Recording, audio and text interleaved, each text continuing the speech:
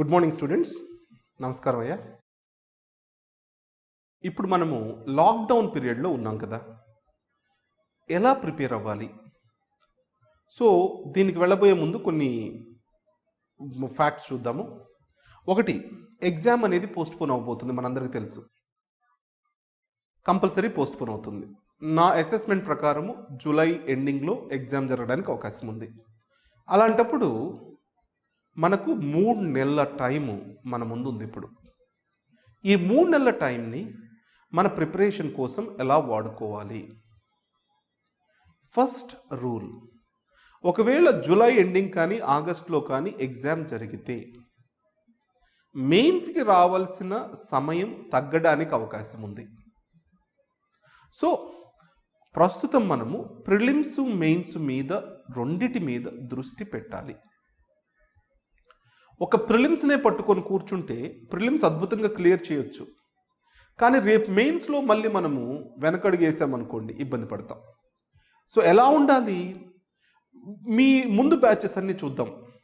వీళ్ళందరూ కూడా May June first వీక్లో ఎగ్జామ్స్ రాశారు.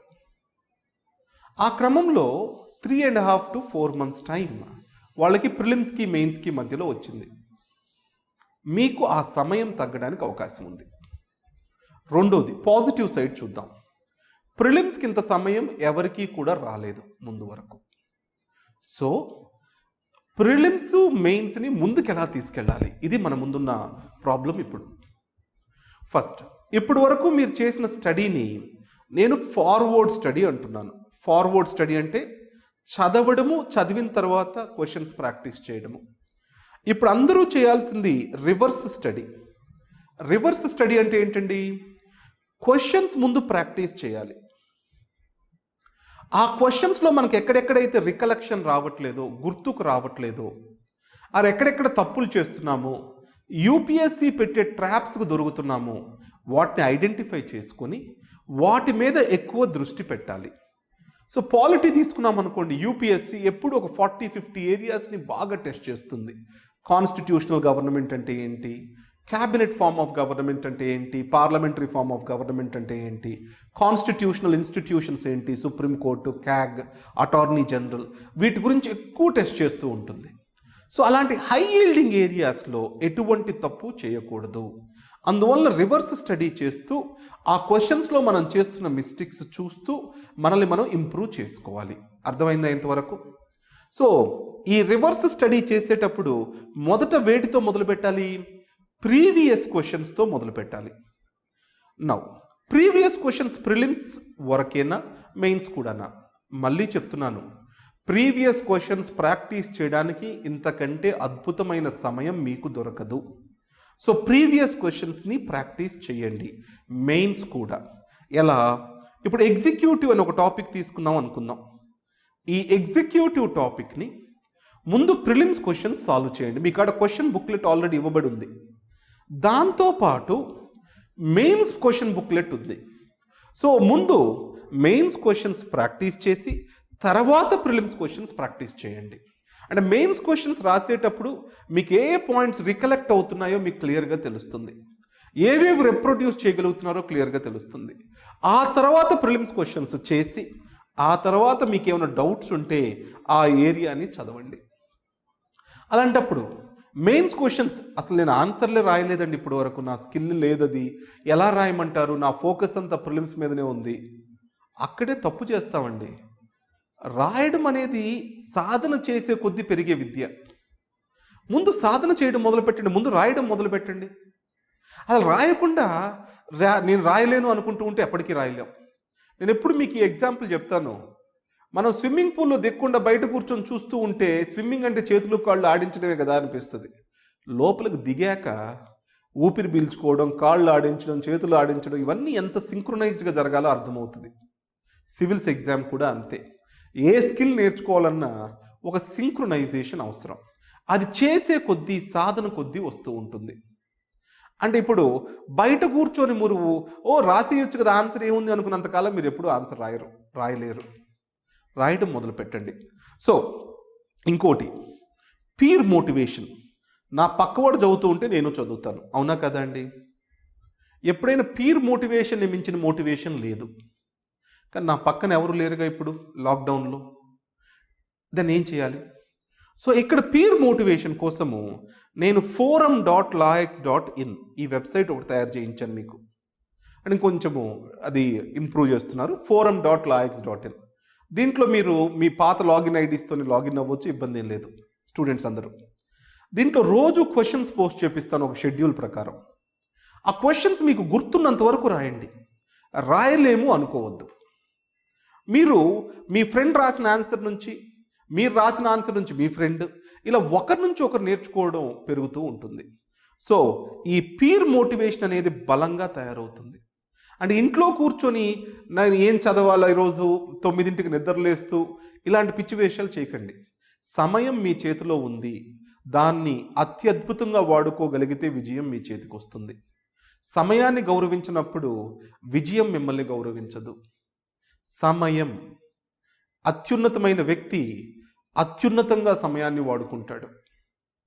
సో ఇప్పుడు లాక్డౌన్లో ఉన్నాము అంటే సెలవుల్లో ఉన్నాము కాదు, పరిస్థితుల ప్రభావం వల్ల ఇంట్లో ఉండి చదువుకుంటున్నాం, ఇలా ఆలోచించాలి. సో ఈ క్వశ్చన్స్ రోజు ఏదో ఒకటి పెట్టుకొని సాయంత్రానికి 1 గంట సేపు నేను ఏదో ఒక ఆన్సర్ రాస్తాను, ఇది మీ ఆలోచనగా పెట్టుకొని చేయండి. సమయ పాలన చాలా ఇంపార్టెంట్. ఆ రోజు ఇచ్చిన టాపిక్ రాత్రి పడుకోబోయే ముందు నా మిస్టేక్స్ ఒకసారి చూసుకుంటాను. మీ ఇక్కడ 5,000 నుంచి 6,000 క్వశ్చన్స్ మీ చేతిలో ఉన్నాయి, మనం పెట్టిన టెస్ట్లన్నీ కూడా. వాటిలో టాపిక్ వైజ్ టెస్ట్లో ఒకసారి చూసుకుంటాను, ప్రీవియస్ క్వశ్చన్స్ అన్ని ప్రాక్టీస్ చేస్తాను. ఇది మన ఆలోచన కావాలి. సో ఈ లాక్డౌన్ పీరియడ్ అయిపోయేసరికి మనం చేయాల్సింది ఏంటి? మొత్తం ప్రీవియస్ క్వశ్చన్స్ అన్నిటినీ ప్రాక్టీస్ చేసి ఉండాలి. అంటే forum.lax.in ఇందాక ఇక్కడ పక్కకు రాశాను, మళ్ళీ రాస్తున్నాను. forum.lax.in దీంట్లో మీరు ఆన్సర్ రాయడం మొదలు పెట్టండి. 1. రెండోది, ఉదయాన్నే క్రమశిక్షణతో నిద్ర లేవడం మర్చిపోవద్దు. అంటే 9ంటికి 10ంటికి నిద్ర లేవడం, ఈ పిచ్చి పనులు చేయొద్దు. 3వది, మెయిన్స్ ప్రిలిమ్స్ని సపరేట్గా చూడడం మానేసి రెండిటికి కలిపి ప్రిపేర్ అవ్వడం మొదలు పెట్టండి. అండ్ చాలామంది విద్యార్థులు ఈ సంవత్సరం కాదు వచ్చే సంవత్సరం ఎగ్జామ్ ఇస్తాను, సరిగ్గా ప్రిపేర్ అవ్వలేదు. ఇప్పుడు ఇంత టైం వచ్చినప్పుడు మీకు ఆర్గ్యుమెంట్కి ఛాన్స్ లేదు, ఈ సంవత్సరమే ఎగ్జామ్ రాయడానికి ప్రయత్నించండి. 4వది, మీ డౌట్స్ కానీ ఏమున్నా కానీ నివృత్తి చేసుకోండి. అంటే ఇక్కడ ఈ పాయింట్ కొంచెం ఎలాబొరేట్ చేస్తాను. కొన్ని ఏరియాస్ మీరు ఎప్పుడు స్ట్రెంగ్తెన్ చేసుకొని ఉండరు. లెట్స్ టేక్ గవర్నాన్స్లో సిటిజన్ చార్టర్స్ అనే ఏరియా ఉందనుకుందాం, ఎప్పుడు స్ట్రెంగ్తెన్ చేసుకోలేదు. ఇప్పుడు ఆ చాప్టర్ని స్ట్రెంగ్తెన్ చేసుకోవడానికి ప్రయత్నించండి. అంటే మన పునాదులు బలహీనంగా ఉన్న చాప్టర్స్ మీద బలిష్టం చేసుకోవడానికి కృషి చేయాలి. అంటే మనము వీక్ ఏరియాస్ని ఎంత స్ట్రెస్ పెట్టగలిగితే ఇప్పుడు అంత స్ట్రెస్ పెట్టాలి. సో ఆ ఏరియాస్ అన్ని స్ట్రెంగ్తెన్ చేసుకోవడానికి సమయం పెట్టుకోవాలి. రోజుకు 2 టాపిక్లు పెట్టుకొని స్ట్రెంగ్తెన్ చేసుకోండి. అంటే నా స్ట్రాటజీ ఎలా ఉండాలండి? ఈరోజు నాకు 10 అవర్స్ టైం ఉందనుకుందాం. 6 అవర్స్ నా స్ట్రాంగ్ ఏరియాస్ మీద పెడతాను, 4 అవర్స్ వీక్ ఏరియాస్ మీద పెడతాను. 6 అవర్స్ అనేవి స్ట్రాంగ్ ఏరియాస్, 4 అవర్స్ అనేవి వీక్ ఏరియాస్ మీద పెడతాను. ఈ 6 అవర్స్ ఏవైతే ఉన్నాయో ఇవి రివర్స్ స్టడీ చేస్తాను. ఈ 4 అవర్స్ ఏమో ఫార్వర్డ్ స్టడీ చేస్తాను.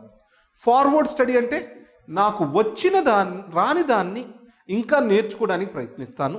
రివర్స్ స్టడీ అంటే వచ్చిన దాన్ని మార్కులుగా కన్వర్ట్ చేసుకోవడానికి ప్రయత్నిస్తాను. ఇలా మనము చేసుకోవాలి లాక్డౌన్ పీరియడ్లో. నా మీకు ఏ అవసరం ఉన్నా కానీ వాట్సాప్ చేయండి. సో మీకు ఆల్రెడీ వాట్సాప్ నెంబర్స్ ఇవ్వడం జరిగింది. మరొక్కసారి ఆ వాట్సాప్ నెంబర్ మీకు ఇక్కడ ఇస్తున్నాను. 9121239997 9121239997. లేకుంటే డివిఆర్ సర్కి నంబర్కి ఫోన్ చేయండి 9912343304. సో మీకున్న డౌట్స్ని వాటి మీద మెసేజ్ చేయండి, మళ్ళీ మేము ఆన్సర్ చేయడం జరుగుతుంది. అయ్యా ఇంకొకసారి, హ్యూమన్ స్పిరిట్ చాలా గొప్పది, మిమ్మల్ని మీరు నమ్మండి, విజయం తప్పకుండా వస్తుంది. సో కొంచెం మీరు ఇంట్రోస్పెక్ట్ చేసుకొని కొత్తవేవి డెవలప్ చేసుకోవాలి, బాగా ఎక్కడ వర్క్ చేసుకోవాలో తెలుసుకుంటే ఈ సక్సెస్ చాలా ఈజీగా వస్తుంది. మరొకసారి నెంబర్స్ ఇస్తున్నాను. 9121239997. DVR sir number 9912343304. సో ఈ నెంబర్స్కి కాల్ చేస్తే ఆర్ ఈ నెంబర్కి వాట్సాప్ పెట్టండి, కాల్ చేయకండి. మీకున్న డౌట్స్ని చదువుకునేటప్పుడు మేము ఇమీడియట్గా కన్సర్న్ ఫ్యాకల్టీకి పంపిస్తారు.